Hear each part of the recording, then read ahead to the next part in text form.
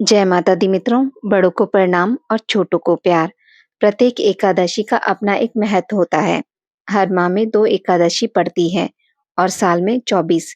हालांकि प्रत्येक वर्ष अधिक मास होने से 2 एकादशियां जुड़कर कुल 26 हो जाती हैं और हर एकादशी बेहद खास होती है। एक एकादशी तिथि शुक्ल पक्ष में आती है और दूसरी कृष्ण पक्ष में आती है। शास्त्रों में इस दिन को पुण्यदायी माना गया है। कहा जाता है कि इस दिन व्रत रखने से जीवन के कई संकट टल जाते हैं और कई तरह की परेशानियों से निजात मिलती है। और अगर आज के दिन आप दान और पुण्य करते हैं तो आपको जीवन में कभी आर्थिक रूप से परेशान नहीं होना पड़ता है। हिंदू पंचांग के अनुसार वैशाख मास के शुक्ल पक्ष की एकादशी को मोहिनी एकादशी मनाई जाती है। इस दिन भगवान विष्णु की उपासना करने से सभी दुख दर्द दूर हो जाते हैं। शास्त्रों में मोहिनी एकादशी व्रत को बहुत ही महत्वपूर्ण माना गया है। इस दिन श्री हरि ने असुरों का वध करने के लिए मोहिनी रूप धारण किया था। इसलिए एकादशी व्रत के दिन भगवान विष्णु की विधिवत पूजा करने से सभी पापों से मुक्ति मिल जाती है और शत्रु पक्ष पर विजय प्राप्त होती है। साथ ही एकादशी व्रत रखने से घर परिवार में सुख शांति का आगमन होता है और साधक को धन बुद्धि ऐश्वर्य एवं विद्या की प्राप्ति होती है। मोहिनी एकादशी के दिन सूर्योदय से पहले उठकर सभी कार्यों से निवृत्त होकर स्नान कर लें। इसके बाद भगवान विष्णु का ध्यान करते हुए व्रत का संकल्प लें। फिर एक तांबे के लोटे में जल लेकर भगवान सूर्य को अर्घ्य दें। इसके बाद भगवान विष्णु की पूजा आरंभ करें। इसके लिए एक लकड़ी की चौकी पे पीले रंग का कपड़ा बिछाकर भगवान विष्णु की मूर्ति स्थापित करें। इसके साथ ही माँ लक्ष्मी की मूर्ति भी स्थापित करें। इसके बाद पूजा शुरू करें। सबसे पहले जल से आचमन करें। इसके बाद भगवान विष्णु को पीला चंदन लगाने के साथ पीले रंग के फूल, पीले वस्त्र, पीला भोग लगाएं। इसके साथ ही माँ लक्ष्मी को सिंदूर, फूल माला चढ़ाकर भोग लगाएं। इसके बाद ही घी का दीपक और धूप जला लें। इसके साथ ही भगवान विष्णु के मोहिनी अवतार की पूजा कर लें।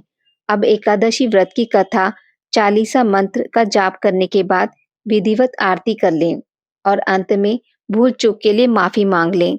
दिन भर व्रत रखने के बाद द्वादशी तिथि को शुभ मुहूर्त में व्रत का पारण कर लें। इस दिन व्रत के नियम। शास्त्रों के अनुसार मोहिनी एकादशी व्रत के दिन गलती से भी पशु पक्षियों को नहीं भगाना चाहिए। इसके बजाय उनके लिए खाना और पानी की व्यवस्था करनी चाहिए। इसके साथ ही एकादशी व्रत के दिन घर आए किसी जरूरतमंद को दान दक्षिणा देकर ही घर से विदा करना चाहिए। इस दिन व्रती अपने मन में क्रोध या नकारात्मक विचार ना लाए। साथ ही वह किसी से वाद विवाद ना करे और उसकी सेवा करे। ऐसा करने से भगवान विष्णु और माता लक्ष्मी प्रसन्न होते हैं। साल 2024 में मोहिनी एकादशी 19 मई दिन रविवार को मनाई जाएगी।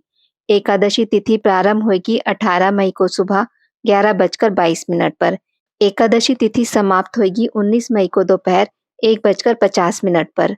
उदया तिथि के अनुसार मोहिनी एकादशी का व्रत 19 मई दिन रविवार को मनाया जाएगा। मोहिनी एकादशी के दिन पूजा का शुभ मुहूर्त रहेगा 19 मई को सुबह 7:10 से दोपहर 12:18 तक। व्रत पारण का समय रहेगा 20 मई को सुबह 5:28 से 8:12 तक। मोहिनी एकादशी की व्रत कथा। एक समय धर्मराज युधिष्ठिर ने श्री कृष्ण से पूछा कि हे तात, कृपया करके ऐसे व्रत के बारे में बताइए जिसे करने से मनुष्य को सभी मोह माया और पतन के मार्ग पर चलने से भी मुक्ति मिलती हो। इस व्रत की कथा क्या है, कृपया विस्तार से सुनाइए। तब श्री कृष्ण बोले कि हे धर्मराज, ऐसे एक व्रत के बारे में मैं आपको बतलाता हूँ। गुरु वशिष्ठ जी के कहने पर इस व्रत का पालन श्री राम ने भी किया है। इस व्रत की कथा को ध्यानपूर्वक सुनिए। एक समय की बात है, सरस्वती नदी के तट पर भद्रावती नाम का एक सुंदर नगर था। इस नगर में घूतिमान नामक राजा शासन करते थे। वहां सभी प्रकार के धन वैभव से संपन्न धनपाल नामक व्यवसायी भी रहते थे। धनपाल परम विष्णु भक्त और धर्मपरायण व्यक्ति थे। उन्होंने नगर में जरूरतमंदों के लिए कई भोजनालय, कुएं, सरोवर, धर्मशालाएं आदि बनवाए थे। इसके साथ ही नित्य पूजा, दान, पुण्य और सत्कर्म करना भी धनपाल के व्यवहार में था। धनपाल के 5 पुत्र थे, जिनका नाम था सुमना, सद्बुद्धि, मेधावी, सुकृति और धृष्टबुद्धि। चारों पुत्र धनपाल की तरह ही धार्मिक और सज्जन थे, परंतु सबसे छोटा और पांचवा पुत्र धृष्टबुद्धि इसके ठीक उलट स्वभाव का था। वह दुराचार करता था, मदिरा और कई प्रकार के व्यसन में लिप्त रहता था। धीरे धीरे समय बीता और धृष्टबुद्धि कुसंगति में रहकर जुआ भी खेलने लगा। स्त्रियों के साथ व्यभिचार और भोग विलास करने में उसे सुख मिलने लगा। वह हर दिन मांस मदिरा का सेवन करता और अपने पिता के धन को खर्च करता था। एक दिन धृष्टबुद्धि की इन्हीं आदतों से परेशान होकर धनपाल ने उसे घर से निकाल दिया। घर से निकाले जाने के बाद वह अपने पास के गहने कपड़े बेचकर गुजारा करने लगा। धीरे धीरे जब यह सामान भी खत्म हो गया तो उसकी गलत आदतों वाले सभी स्वार्थी दोस्तों ने उसका साथ छोड़ दिया। अब धृष्टबुद्धि ने भूख प्यास से दुखी होकर नगर में चोरी करना शुरू कर दिया। एक बार वह चोरी करते हुए पकड़ा गया। उसे बंदी बनाकर सिपाहियों ने राजा घूतीमान के सामने पेश किया। राजा ने उसे कारागार में रहने की सजा सुनाई। जब उसकी कई महीनों की सजा खत्म हुई और वह कारागार से बाहर आया, तब राजा ने उसे नगर से निकल जाने को कहा। धृष्टबुद्धि नगर से निकलकर सीधा वन में चला गया। वहां भूख प्यास से परेशान होकर वह पशु पक्षियों को मारकर खाने लगा। कुछ समय के बाद उसे खाना खाने के लिए पशु पक्षियों का मांस मिलना भी बंद हो गया। ऐसे में एक दिन खाने की तलाश में घूमता हुआ भूख प्यास से दुखी होकर धृष्टबुद्धि कौंडिन्य ऋषि के आश्रम में जा पहुंचा। वह वैशाख का माह था और ऋषि कौंडिन्य गंगा स्नान करके वापस आश्रम आ रहे थे। उनके भीगे वस्त्रों के जल के कुछ छींटे आश्रम के आसपास खड़े धृष्टबुद्धि पर पड़े। पवित्र गंगा की कुछ बूंदें शरीर पर लगने से ही उसे थोड़ी सद्बुद्धि मिली और वह ऋषि के समीप पहुंच गया।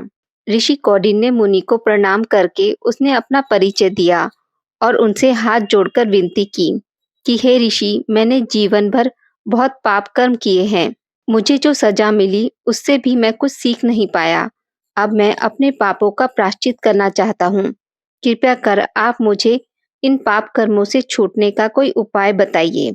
उसकी विनती सुनकर ऋषि कौंडिन्य ने कहा कि हे बालक, तुम वैशाख मास के शुक्ल पक्ष की मोहिनी एकादशी का व्रत रखो। इससे तुम्हारे सभी पाप नष्ट होंगे और तुम्हें भगवान विष्णु की कृपा प्राप्त होगी। यह सुनकर धृष्टबुद्धि संतुष्ट हुआ और विधि विधान से मोहिनी एकादशी का व्रत किया। इस व्रत के प्रभाव से धृष्टबुद्धि के सभी पाप नष्ट हो गए और अंत में मृत्यु के पश्चात वह गरुड़ पर विराजित होकर विष्णु लोक को प्राप्त हुआ। आज की इस वीडियो में बस इतना ही।